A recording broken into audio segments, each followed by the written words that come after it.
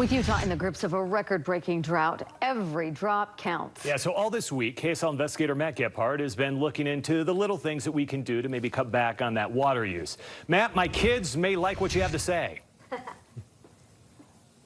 Well, yeah, especially if they liked it the shorter way before. But yeah, nobody is saying we shouldn't be washing our hands for long enough, especially with the pandemic still raging. Still, one thing we did learn last year is that you're supposed to wash for a full 20 seconds. So it begs the question, what is that doing to Utah's water supply during this record-breaking drought? Let's see.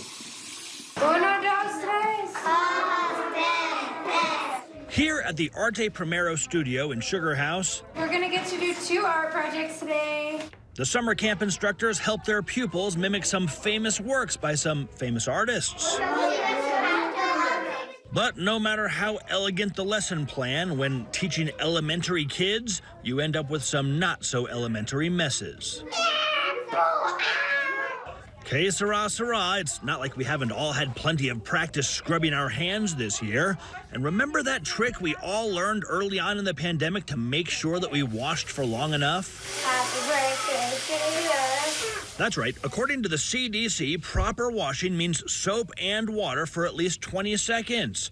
But before the pandemic, most of us did not do that. In fact, according to a 2013 study from Michigan State, people are only washing their hands on average for about 6 seconds.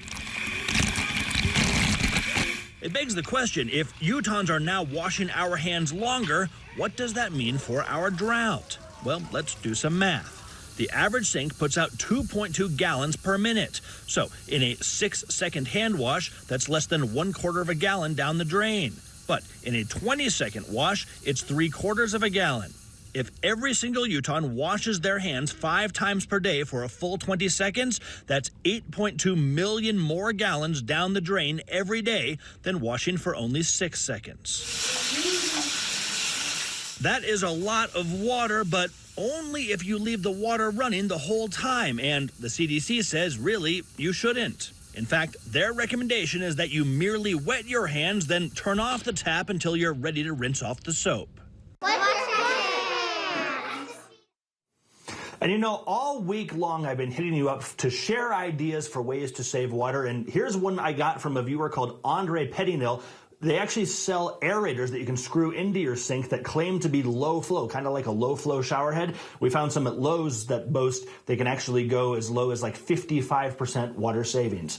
If you have an idea you'd like us to do a little investigative math on to see how much water Utah could save, please let us know about it. The number 385-707-6153, or you can email me, Matt@ksl.com.